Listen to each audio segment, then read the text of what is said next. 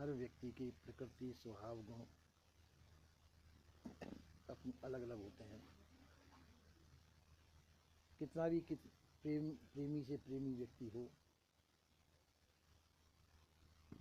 और साथ साथ रहते हों तो कुछ न कुछ फ़र्क ऐसा निकल जाता है कि जो आपस में खटक जाता है।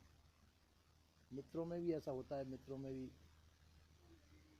तो जब सब जगह ऐसा होता है तो अपन मेल मिलाप करके अपन एक जगह कैसे रह सकते हैं। तो गुणों में भिन्नता होते हुए यदि हृदय की एकता है तो विभिन्न प्रकार के व्यक्ति एक जगह रह सकते हैं। अगर हृदय के अंदर विभिन्नता होगी तो मुश्किल पड़ेगा। हृदय एक होना चाहिए, उनमें आपस में प्रेम भाव है और मस्तिष्क की विभिन्नता हो उनकी तो मेल मिलाप हो तो रह सकता है उनका। जहाँ ये दोनों में से एक भी चीज़ नहीं मिलती तो वहाँ विघटन पैदा होता है। और देखिए तनाव पैदा होता है, एक जगह नहीं रह पाते। तो एक जगह न रहने का वो है कि हमारा स्वभाव नहीं मिलता है। स्वभाव न मिलने की वजह से ऐसा होता है। स्वभाव न मिलने के कारण कई हो सकते हैं, वो उनके निजी है। पर स्वभाव मिलाना बुद्धिमानी है। स्वभाव जो नहीं मिल पाता तो हमारी समझदारी की कमी है। पर बाजे के समझदार व्यक्ति स्वभाव को मिलाने की कोशिश करते हैं।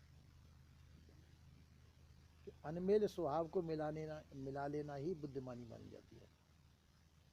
जहाँ स्वभाव नहीं मिलते हों, असमय परिस्थितियों हों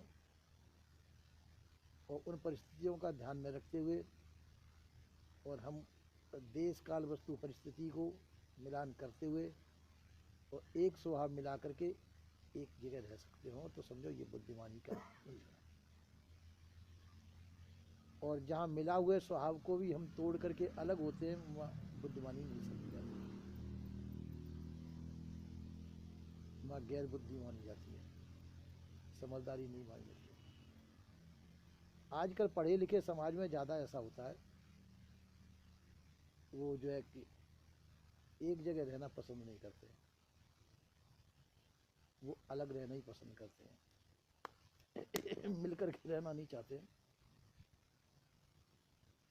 तो अब वो पढ़े लिखे की कोई विशेषता नहीं हुई उनकी,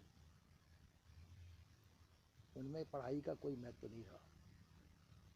पढ़ाई के साथ में वो अहंकार का प्रदर्शन है जिससे कि वो मेल मिलाप नहीं कर सकते। ये पढ़ाई का महत्व जब ही है, योग्यता खाली पढ़ना लिखना ही नहीं होती, स्कूली विद्या ही योग्यता नहीं होती है। योग्यता वह हमारी है सामाजिक एकता बनाए रखना, सामाजिक एकता बनाए रखना, व्यवहार की एकता बनाए रखना, ये योग्यता मानी जाती है। घर के अंदर मेल मिलाप रखना, घर में सभी को एक तरह से बांध कर रखना। बहुत दिनों की पहले की बात है, जब मैं वैसे ही फुटपाथिया रूम में घूमता था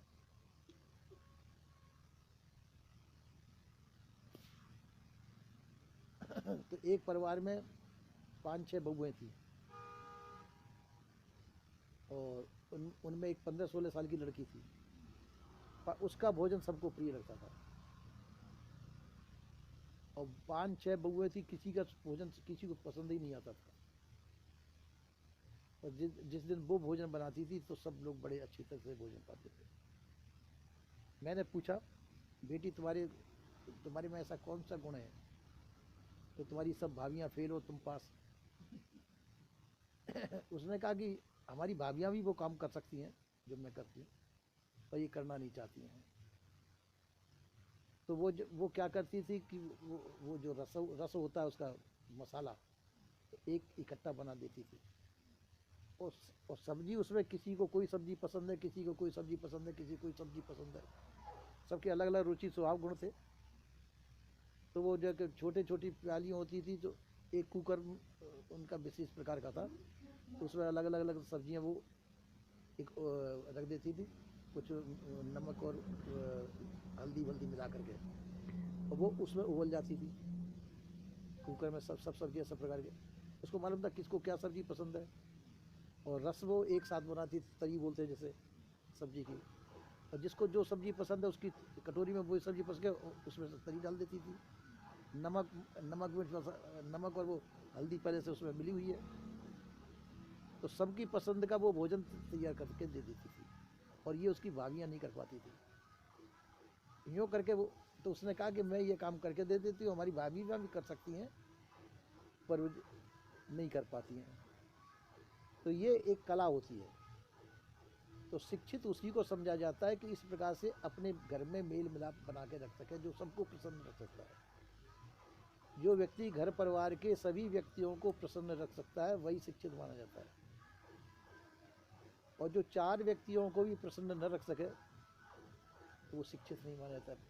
हो सकता है पढ़ा लिखा कितना भी हो पर वो पढ़ाई का कोई महत्व नहीं। पढ़ाई का महत्व जब ये वो अपनी योग्यता से सबको प्रसन्न रख सकता है, वो सब तालमेल बैठा के रख सकता है। तो इसी प्रकार से हम तालमेल बैठा के नहीं रख पाते, वो हम अपनी अयोग्यता ही सिद्ध करते हैं समाज के अंदर। तो इस समझदारी को थोड़ा सा लिया जाए तो वो व्यक्ति सभ्य हो सकता है। कुछ को थोड़ी सी घमंड की भावना भी होती है किसी किसी में, तो घमंडी स्वभाव से भी वो तालमेल नहीं बैठा पाता है। तो इन छोटी छोटी भावनाओं को लेकर के हम तालमेल नहीं बैठा पाते और घर के अंदर विघटन पैदा हो जाता है। तो इस प्रकार से लेकर के हमको चाहिए कि सबको एक मिला करके चलना चाहिए, वही हमारी योग्यता है। जो सब पूरे परिवार को एक बना करके सबके साथ में विनम्र भाव से अपना स्वभाव विनम्र बनाना चाहिए, सद्भाव बनाना चाहिए, सबके अंदर एकता मिलानी चाहिए और सबको प्रसन्न रखने की कोशिश करनी चाहिए। समझदार व्यक्ति ऐसे हैं कि जैसे घर में 10 व्यक्ति हैं, कोई बीमार है तो बीमार वाले व्यक्ति के पास आने पर बीमार वाले व्यक्ति की जाकर के उसको राजी खुशी पूछेंगे कैसी तकलीफ है, कैसी क्या है, पूछ करके जब अंदर घुसेंगे वो। तो ये उनकी एक शिष्टाचार है उनका कि जो परेशान है व्यक्ति उसकी परेशानी का कारण पहले पूछ देना। घर के मालिक का ये कर्तव्य है। घर के मालिक का ये भी कर्तव्य है कि सबको भोजन पवा करके जब भोजन पाना। और कभी कारण ऐसा पड़ जाता है कहीं ड्यूटी वगैरह में जाना हो तो वो नहीं कर पाते ये बात। वो ध्यान रखते हैं, सबकी परेशानी का ध्यान रखते हैं, सबकी परेशानी को ध्यान में रखते हुए उनकी परेशानी को दूर करने का कोशिश करते हैं। गुजरात में एक जो है नमेरी भाई करके भक्त थे तो उनका कायदा था कि भोजन बन जाने के बाद में वो बाहर निकलते थे, देखते थे कोई ना कोई व्यक्ति ऐसा मिला कि जिसको मैं भोजन पवा के जब भोजन पाऊँ, तो ऐसे ढूंढ के ले आते, एक मिलता है या 2 मिलते, चलो आज हमारे यहाँ भोजन पाओ। उनको पकड़ कोई ऐसा नहीं कि गरीब हो कैसा भी हो, उसको पकड़ लाते थे, उसको भोजन पवाते थे जब वो भोजन पाते थे। रोज़ उनका नियम था ऐसा कि 1-2 व्यक्ति बाहर के को अपने घर पे भोजन पवा के फिर भोजन पाते। तो ये उनका स्वभाव जैसा था। तो ये स्वभाव अच्छा ही स्वभाव है। हमको चाहिए अपना भोजन तो अपन रोज़ पाते ही है, तो अपने भोजन में से 1-2 व्यक्ति बाहर के को भी भोजन पवा देना चाहिए। एक ये उनकी प्रथा बहुत पसंदीदा थी। तो इसी प्रकार से एक अच्छी प्रथा है ये कि हम अपने भोजन में से दूसरे का भी शामिल कर सकें। ये मिलनसार पना है। तो हर एक का ये स्वभाव होना चाहिए कि हमको सबके साथ में मिलने की कोशिश करनी चाहिए, अनिमेल परिस्थिति को भी मिलनसार बना लेना चाहिए। और यही शिक्षा है, ये शिक्षा का लाभ है कि हम सब में मिल सकें और सबको अपने अंदर मिला सकें। माताओं का भी ये कर्तव्य है कि शादी होने से पहले अपनी बच्ची को सब कुछ सिखा करके शादी करें। स्कूल की पढ़ाई तो है सो है, पर घर का काम धंधा भी सिखाना चाहिए बच्ची को। सब्जी कैसे बनती है, रोटी कैसे बेली जाती है, सब चीज़ पाक विज्ञान में पारंगत करके ही शादी करनी चाहिए। घर में आके सास भी मिलेंगी, उसकी देरानी जेठानी भी मिलेंगी, उस परिवार के साथ में कैसे रहना, कैसा बर्ताव करना, ये माँ का कर्तव्य होता है। माँ का ये कर्तव्य है कि अपनी बच्ची को ये सब सिखा करके जब ही शादी करना चाहिए। और अगर ऐसा माँ नहीं सिखाती है तो वो माँ भी गालियाँ खाती है माँ के ससुराल की। वो अच्छा नहीं कहती माँ का परिवार उनको। तो इसी प्रकार से ये चाहिए कि सबसे पहले पाक विज्ञान बच्ची को सिखाना चाहिए, ये सबसे पहली प्रथम शिक्षा है। घर का काम धंधा बच्ची को सिखाना चाहिए, और ये सब चीज कार्य कौशल करने के बाद फिर स्कूली शिक्षा जितनी दिलानी इतनी दिलाओ। तो इस काम में योग्य बच्ची को बनाना चाहिए। बच्चा तो कोई बात नहीं कि जैसा भी है, जैसा अपने घर पे रहेगा, वो बच्ची पराए घर में जाती है, पराए घर से कोई बदनामी न लाए, इस प्रकार से बच्ची को शिक्षण देना चाहिए, ये माँ का कर्तव्य है। पहले माता इस बात का ध्यान देती थी, अब आजकल तो अब जैसा जैसा अलग अलग स्वभाव है। तो ये शिक्षा का बर्ताव था, हमको शिक्षित करना चाहिए, बच्चों को शुरू से ही शिक्षित करना चाहिए।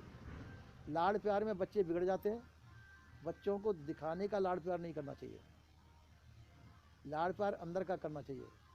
उनको शिक्षित बनाने के, उनको योग्य बनाने का लाड़ प्यार करना चाहिए, किस प्रकार से हमारे बच्चे सुखी रह सकें। तो ऊपर से आप लाड़ प्यार दिखाएंगे तो बच्चे बिगड़ जाएंगे। तो बच्चों को ऊपर से लाड़ प्यार बिगड़ने का कारण होता है, पर ऊपर से सुधार के लिए कर्तव्य हमारा कि उनको सही तरीका से शिक्षित करें और सही तरीका उनको सिखाएं, उस रहन सहन तरीका उनको तरीका सही सिखाएं। कई लोग तो जो इस काम के लिए बड़े बड़े घरानों में, राजा महाराजाओं के घराने में भी इस काम के लिए शिक्षित व्यक्ति रखे जाते थे। मुसलमानी घरानों में भी शिक्षण दिए जाते थे और इस काम के लिए वो रखे जाते थे, जो घर में रह कर के तालीम देते थे राजकुमारों को और राजकुमारियों को कि घर में किस प्रकार से रहना चाहिए।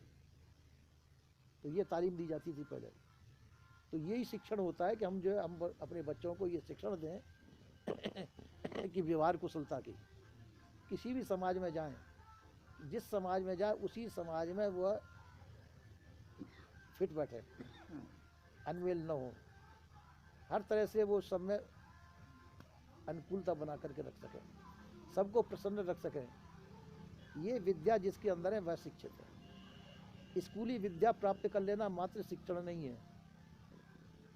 जहाँ जाएं वहाँ पे भी हम सबको प्रसन्न रख सकें, सबके अनुकूल बरत सकें और अपने आप को भी खुश रख सकें और सबको खुश रख सकें। ये शिक्षण है, तो वैसा सबको बनाना चाहिए।